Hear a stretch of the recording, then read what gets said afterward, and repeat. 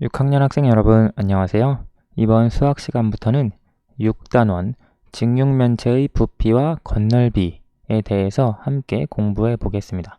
6단원에서 공부할 내용은 직육면체의 부피 그리고 건널비에 대해서 알아볼 텐데요.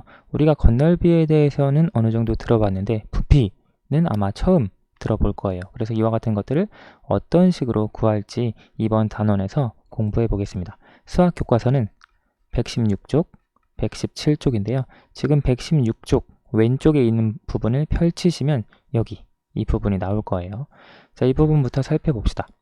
상자 공모전이라고 어떤 공모전 공고가 되어 있는데요. 우리 회사는 이번에 비타민C 제품을 새롭게 개발했습니다. 비타민C 제품은 부피가 216, 뭔지 모르겠어요. 216 이것인 직육면체 모양의 종이 상자에 담아 판매하려고 합니다. 어떤 상자를 만들면 좋을지 여러분의 많은 참여 바랍니다. 단, 상자의 모든 모서리의 길이는 센티미터로 측정했을 때 자연수이어야 합니다. 어떤 상자를 만드는데 부피가 이만큼이 되도록 직육면체 모양을 만들려고 하나 봐요. 그런데 심사 기준이 있어요. 많은 양의 제품을 싸서 보관하거나 이동하기 편리해야 합니다. 그리고 상자의 겉면에는 상품명, 주의사항, 제조, 회사명 등을 디자인해야 합니다. 종이를 절약하기 위해 포장지를 가능한 한 적게 써야 합니다. 첫 번째, 두 번째는 알겠는데 마지막에 포장지를 가능한 한 적게 써야 된대요. 우리가 어떤 부피, 똑같은 양을 담아도 종이를 더 많이 쓰는 상자를 만들 수 있고 종이를 더 적게 써서 상자를 만들 수 있나 봐요. 지금 여기에서도 보면 친구들이 똑같은 비타민을 담는 상자를 포장하는데 포장지를 가능한 한 적게 써야 한대요. 어떻게 해야 할지 이번 단원에서 직육면체의 부피와 건널비에 대해서 공부를 하고 이와 같은 공모전에서 어떻게 어떤 상자를 만들어야 하는지 살펴보도록 할게요. 자, 그러면 116쪽, 117쪽으로 가봅시다. 여기에 보시면 무슨 제과라고 되어 있어요. 지금 여기 안에는 회사인 것 같은데 지금 회사 사람들이 회의를 하고 있어요. 어떤 것에 대해서 회의를 하고 있느냐? 아까 공모전 내용과 비슷한데요. 이번 신제품은 어떤 상자에 담으면 좋을까요? 포장지가 덜 드는 상자라면 더욱 좋을 텐데요. 지금 앞에 상자 3개가 있어요. 그래서 신제품을 어느 상자에 담을지 고민을 하고 있는데 포장지가 덜 드는 상자를 고르고 싶대요. 그럼 어떤 상자의 포장지가 덜 사용이 되는지 그와 같은 것들을 구하는 방법에 대해서 이번 단원에서 공부하도록 하겠고요. 아래로 내려보면 여러 가지 입체 도형이 있어요. 그렇죠? 그래서 이런 입체 도형과 관련되어서 이번 단원의 제목이었던 부피, 건널비가 어떻게 되는지 공부를 해볼 수도 있겠고요. 아래 보니까 상자를 어떻게 만들어야 할까? 같은 양을 담는 상자라도 모양에 따라 포장지를 적게 쓸 수 있겠구나. 이거 아까 공모전 심사 기준 마지막 내용이었는데 같은 양을 담는 상자라도 예를 들어 초코파이라고 해볼까요? 초코파이, 몽쉘? 네, 이 과자를 10개 담는다고 했을 때 상자를 이렇게 만들 수도 있고 이렇게 만들 수도 있어요. 똑같은 양이 들어가도 포장지를 적게 써서 만들 수 있는 상자가 있고 많이 써서 만들 수 있는 상자가 있나 봐요. 그래서 이와 같은 내용에 대해서도 어떻게 살펴볼지 이번 단원 공부하면서 함께 살펴보겠습니다. 117쪽으로 가볼게요. 여기에는 특별한 것이 없네요.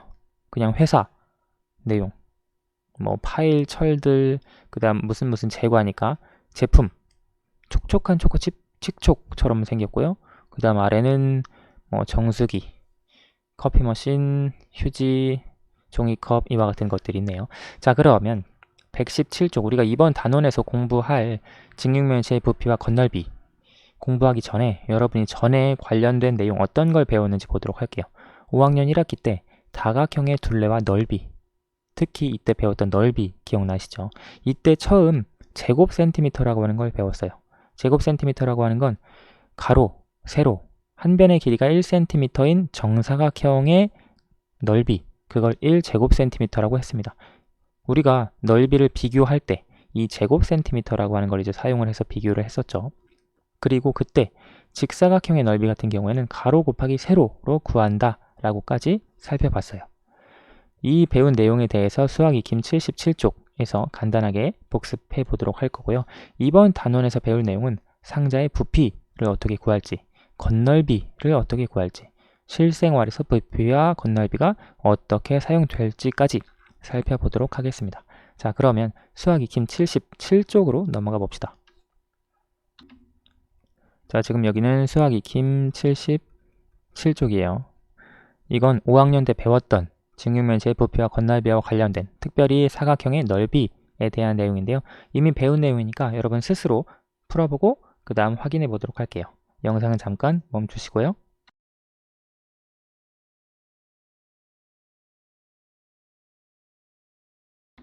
다 풀어보셨나요? 그러면 1번부터 확인해 보도록 할게요. 모눈 종이에 그려진 직사각형을 보고 물음에 답하세요. 직사각형이 가나다 3개가 있어요. 먼저 1번 문제. 1제곱센티미터가 몇 개인지 세어 직사각형의 넓이를 구해보세요. 이 직사각형, 지금 이게 1제곱센티미터죠.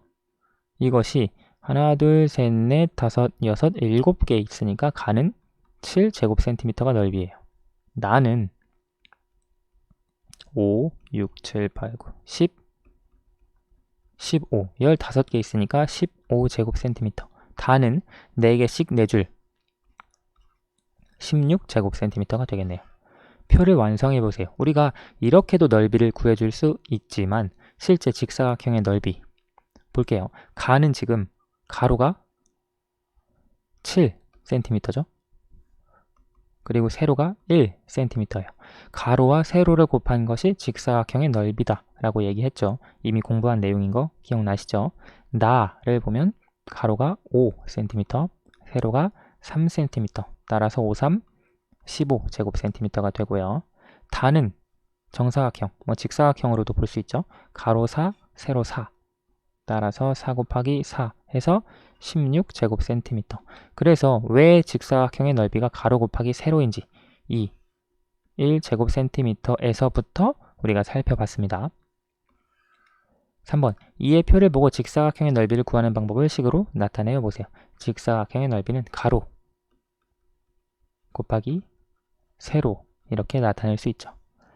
4번, 네모 안에 알맞게 써 넣으세요. 한 변의 길이가 1cm인 정사각형의 넓이를 우리가 이렇게 쓰죠. 읽을 때는 1제곱센티미터라고 읽습니다.